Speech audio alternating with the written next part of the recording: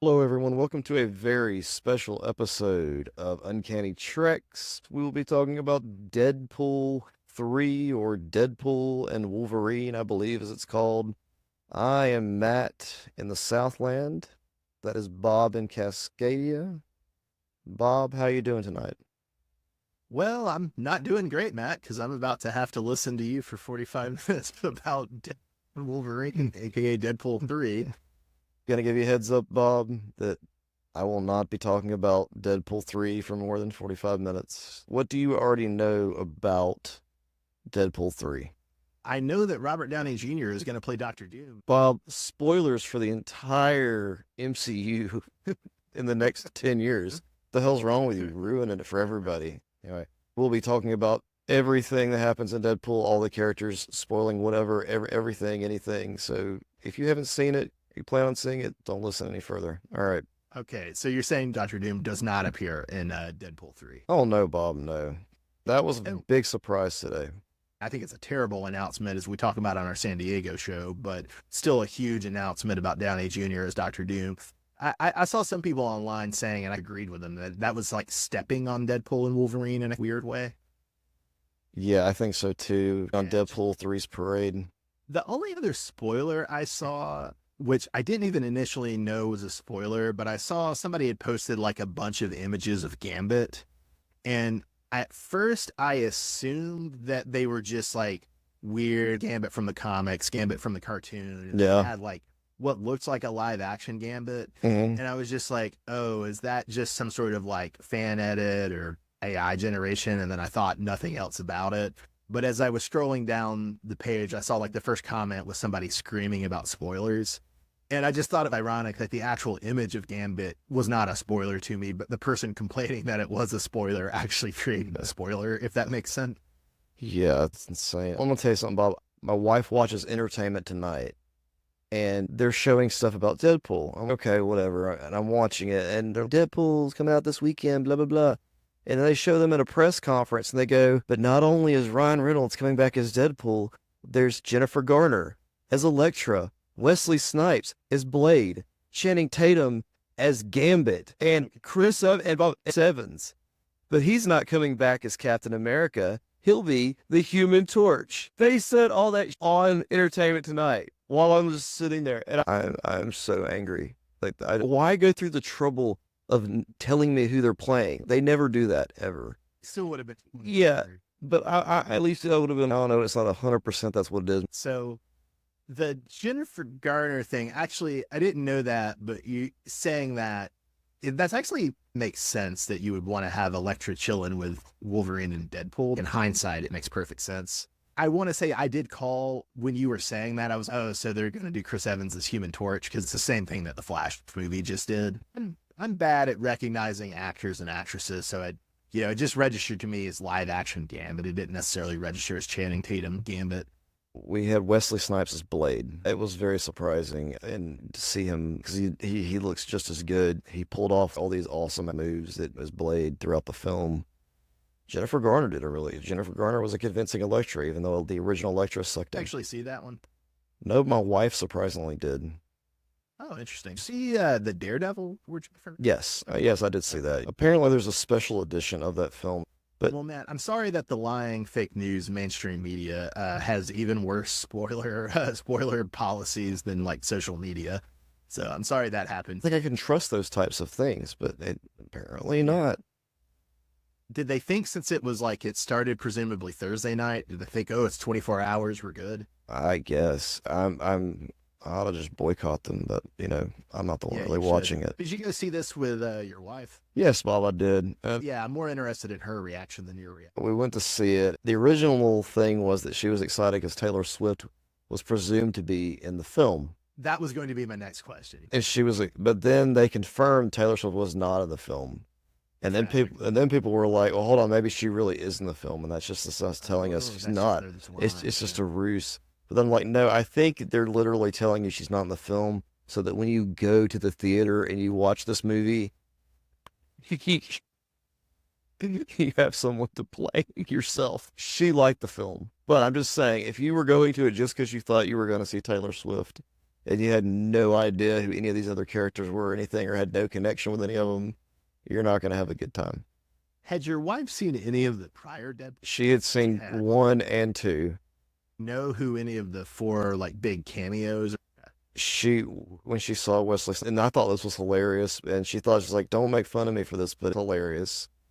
And it made me it actually gave me a really good thought about this. When Wesley Snipes showed up, she thought it was the guy from Ghostbusters. I understand why you think that, because you've got these movies where these people keep coming back from the past. We just watched Frozen Empire, and one of the other ones, they just show up. It's like the same plot over and over again. You guys watch Frozen Empire? Was the trailer not enough to scare?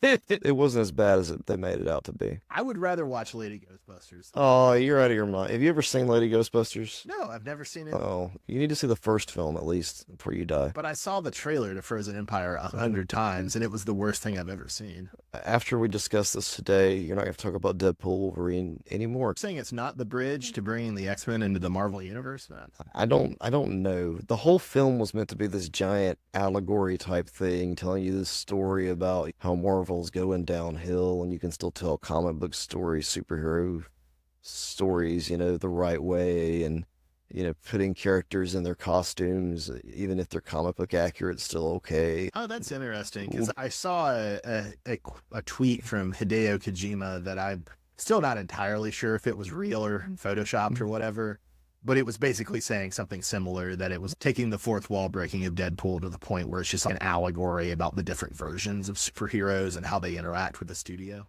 Oh, it totally is. The whole film is that. So if that's what you think you'd ever want to watch, and that's one Not thing. really, no. Yeah. Well, going back to my wife, you're talking about her Yeah. understanding of the film. Like, I'm all into that kind of stuff. I know Disney and what they've been buying out, Marvel and Sony. We should all be more like your wife and be free of that detailed knowledge of the capitalist intellectual property system. Well, she knew some of it, so she was able to get like some of the jokes, but then there's others that were just like super deep cuts, and I'm just laughing. I'm the only one who got that joke. So your wife enjoyed it, but was mystified by some references, and it sounds like you enjoyed it too, despite Entertainment Tonight hitting you with the massive spoiler. Massive spoilers. And overall, I have to ask her to rank the Deadpool films. She said this one was the worst of the 3. Oh, interesting. She likes the first one best. They go in descending order. Is it because the first one is the purest in focus on like Ryan Reynolds as a mercenary who tells jokes, and as you layer in more references, whether to X-Force or the whole multiverse, it just kind of dilutes the enjoyment for people who are just there for Ryan Reynolds telling jokes and doing violence? Yes, exactly. That's kind of what I asked her, that same question. Was there ever a point you were so confused that it threw you off? And she said, not really. I just knew that there were just some jokes that were going over my head, but the overall plot itself was very clear, which is how these movies need to be. But at the same time, that's an art. She didn't watch The Flash, right? Yeah, with my brother. I would have been curious if she had seen The Flash, how she responded to the tube, since it seems like The Flash was doing very much the same thing, but just less well and less fun. And a lot of those ideas are the same thing. And the whole multiverse thing, like Deadpool even pokes fun at all of that stuff too, because they have the Deadpool core that show up. They're kind of funny. He's looking for a Wolverine to replace the Wolverine that was lost in Logan, the film Logan. Oh, okay. Yeah. So I was going to ask how this kind of squared itself with Logan, since a lot of people really like Logan and think it's a great end for Wolverine and Hugh Jackman. Well, that's not the real end, Bob, because for that timeline's Logan, see, Deadpool exhumes the body of Wolverine, and it's just a skeleton, a metal skeleton. I think that is a reference to something they did in the comics. Did he then fight the TVA with it? I don't think so. Did Deadpool take Wolverine's claws and put them on himself? I'm sure at some point he has done something like that. Did he put one set of claws in one set of TVA guys' nuts while he put the other set of claws in another guy's ass and go back and forth with it? That's certainly a choice. That happened. Oh, Pete was in this? Is Pete Wisdom plays... Hold up. That's disgusting. Pete Wisdom should be British. He's basically... Pete Wisdom is Marvel John Constantine. I don't remember Pete Wisdom in this film. Car salesman? Oh, that Pete? Well, he sounds like he's not... The character in the comics is Marvel John Constantine. So he's English and he like dates Kitty Pryde in the 90s. No, I don't think they're anything alike. Well, it sounds like it is supposed to be this version of Pete Wisdom, but that's terrible. That guy's friend. Gross. Oh, so Pyro from the X-Men movies is on it. Yeah, let me give you a rundown on villains, Bob. You got Cassandra Nova, who was probably one of the highlights of the film. Yeah, I saw her in the trailer, and they did seem in the scene they showed in the trailer. Oh, that's a pretty cool use of Cassandra Nova. Yeah, at one point she says she's going to murder her. Good for her. Then there's Sabretooth, Bob. It's the Sabretooth from the very first X-Men film. Oh, man, that's funny because it's not even really showing up in the cast list. Yeah. Then you got Pyro, like you mentioned. There's Toad, Callisto, Azazel, Juggernaut from The Last Stand. I saw Azazel in the trailer. Yeah, you have this is the Juggernaut from The Last Stand film, because his helmet becomes a key piece to solving the problem in the film. And you had Lady Deathstrike and Psylocke were in there as well. But Bob, I want to go back. I said you have a montage of Wolverines, of he's going back in time trying to get the Wolverine that he needs. And the funniest moment in the film is when he goes back in time and there's a bar and Wolverine's at the bar. It's Hugh Jackman and he's got a perfect looking Wolverine outfit. Looks like, perfect age, perfect everything. Then he steps down from the bar, Bob. He's only like 4'8". That's hilarious. It was awesome. It meant nothing to me. Comic accurate Wolverine, Bob. It was the best. He's got to be at least this tall to ride this ride. Henry Cavill, Bob. Oh, Henry Cavill's in this? As a Wolverine.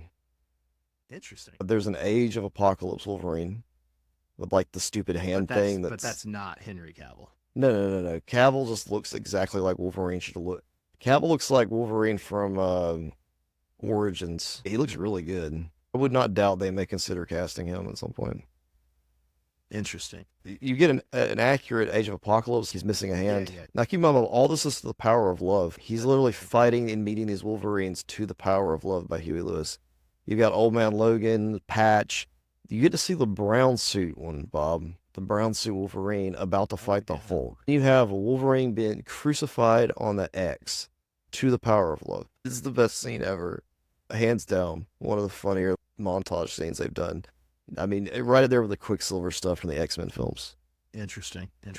So I have like two major questions. Is the Wolverine Hugh Jackman playing in this, is it supposed to be the same character from all of the X-Men movies, but just not Logan? Or to what extent does the movie explain what Wolverine is? It's the Wolverine from a certain Earth where Wolverine failed to save the X-Men. Okay. And they're all dead.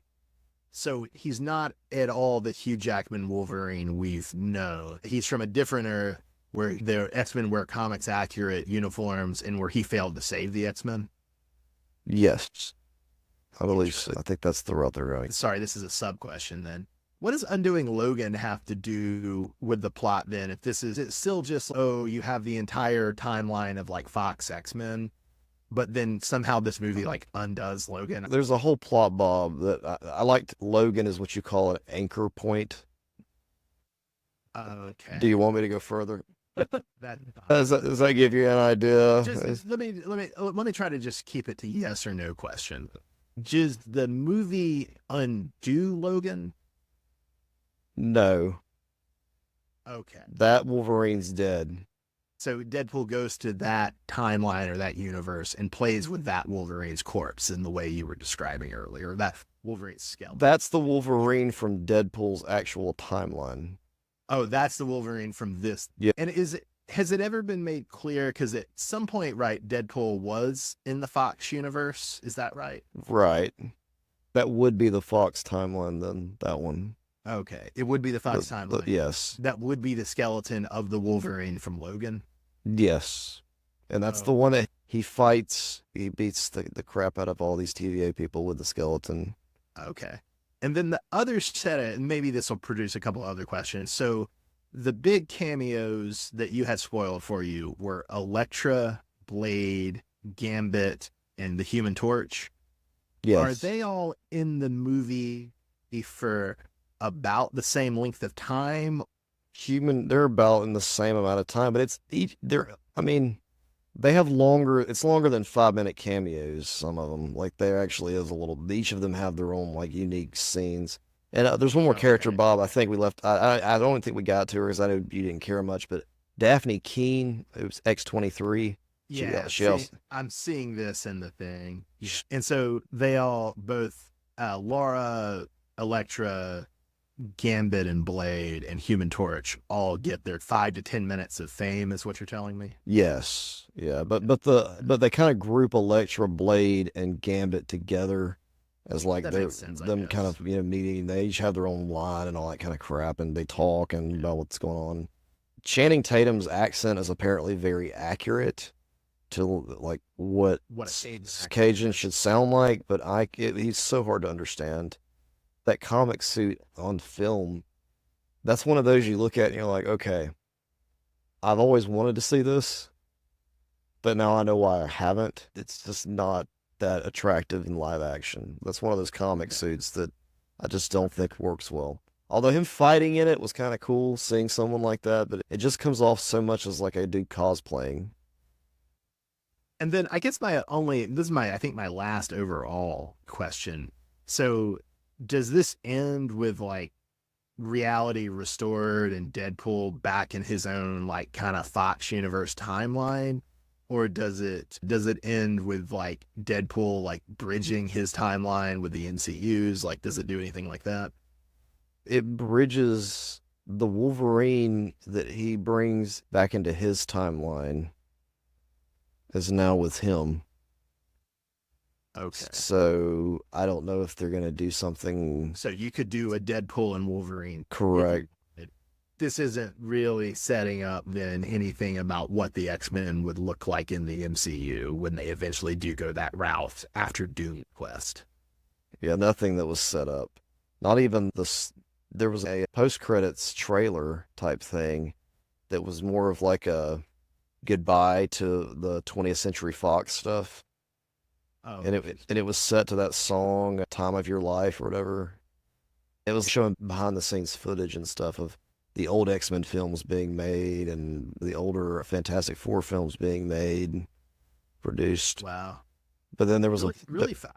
I didn't expect it would go so hard with nostalgia for that stuff. it really did. And then the final post scene, like after all the credits and everything, it was just Deadpool doing something that was related to the story that he was trying to claim that Chris Evans' Human Torch was like said all these awful things, and it has Chris Evans saying like horrible, horrible things in like a really awful New York accent. He said Deadpool's putting words in his mouth, but then he did. The running joke is that Deadpool then proves it at the very end of the film. They really did say those things about Cassandra Nova.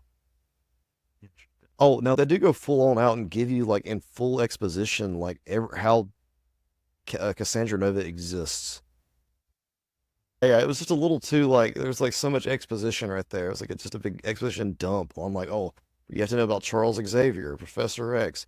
You know, you tried to murder him in utero. Like, they did not go so far though as talk about the sewage thing though, about ending up in the sewer. So Does it seem like she's the Cassandra Nova for Patrick Stewart's Professor X, or is she just some other multiverse's Cassandra Nova? I'll definitely. She looks just Well, like wait, McAvoy. It's complicated. that. What else do our listeners need to know about Deadpool? I mean, that's really it. I think we've spoiled it all, Bob. They're most likely going to have Deadpool and Marvel and Deadpool are friends now. Wolverine's in that same universe, so Wolverine's now in Deadpool. But it seems to me, maybe I'm wrong, but from what you're describing, it seems to me very unlikely that they would want to use this Hugh Jackman Wolverine to do MCU X-Men because it seems like he has so much baggage, like even more so than regular Hugh Jackman Wolverine. I don't know because they keep hinting, like the entire movie, they kept hinting at Wolverine doing this until, or Hugh Jackman doing it until he's 90 years old. Oh wow, that's Like, funny. like the joke was mentioned, like they made that joke at least 3 times. That's kind of funny. Hugh Jackman is becoming Wolverine in the sense Yeah. that like, Wolverine in the comics is like this really old dude who like does the same thing all the time. Like there is something there. I don't know if that's the valence of the joke they're going for, but there's an extra layer there. But that's the thing, Bob. With each film, though, it seems like he finally gets to do more. There's a fight scene on the bus, Bob, that is incredible. Like just the choreography of the fight on the bus, it's amazing. So there are some really well thought out scenes in this film that you get to see Wolverine do stuff with his mask on, which we've never seen. That's interesting. When they were showing the thing in the post credits, Bob, they showed like an interview from when the first X-Men came out. I mean, he looks like a damn baby. It's crazy. I mean, he looks like 18-year-old Wolverine. But see, in my brain, I still picture him, just when I think back to what he looked like, but it's not how he looked. Matt, have we completed our coverage of Deadpool and Wolverine 3? Sure have, Bob. Maybe there's another Deadpool movie coming out. I would like a Deadpool Christmas special. Well, thanks, Matt. I learned a lot. I'm telling you, Bob, I gotta say, I would put it further up there. It's not one of the best. One day you and I will have to rank the Marvel films again. I'm not gonna. There are no more Marvel films for me to watch. I'm done. You're done? Yeah, like what am I supposed to watch? These nuts. Well, Matt, as soon as you send me a well-lit video, as opposed to that poorly lit garbage you normally send me, it's not. But yeah, no, I'm not gonna watch Captain America 4 because I'm not watching that stupid Falcon and Winter Soldier miniseries, which I feel like I will need to have seen to understand Captain America 4. Now that I've seen the trailer, like I've watched if you've not seen the Winter Soldier stuff yet, or the television piece, there's too much to watch. It's just And ordinarily I'm not a good bellwether for average American moviegoer taste, but I feel on this I am. I've seen the first 3 Captain America movies. I saw them all in theaters. I like them well enough. I'm not hostile to a 4th one, but I am hostile if I have to watch like an 8-episode miniseries. Yes. And to be clear, I'm totally fine with the Falcon being Captain America. That's totally fine. It's just that I don't want to watch a stupid miniseries. I don't know if they're going to do a Doctor Strange 3. If they are, it's a long way off. It sounds like they're not going to do any more Guardians of the Galaxy. It sounds like if they do any more of that, it's going to be like a Star-Lord miniseries on Disney Plus, which I am no way I'm watching that. Thunderbolts looks boring. What else am I supposed to watch from this universe, Matt? Maybe the universe will make something for you, and you will be satisfied. They did a Thor 5 where you didn't have to have seen the Loki show, or if they did a Doctor Strange 3 where you didn't have to see a Disney miniseries, I would probably watch them. You would definitely, for Deadpool 3, if you were going to watch this film, it would be better to watch the Loki series, at least to even be able to follow what's going on with the TVA. Oh, yeah. I mean, you wouldn't have had to have watched all of them, but ideally you would have watched, 10 prior, or no, yeah, something like 10 prior X-Men movies, 2 seasons of Loki, 3 Blade movies, 2 Fantastic Four movies, Daredevil and Elektra. Do I have that right? Yeah, if you really wanted to enjoy this film, you would have to have watched the entirety of the MCU. There's so much there for to, mate. Like, if you want to get every Easter egg.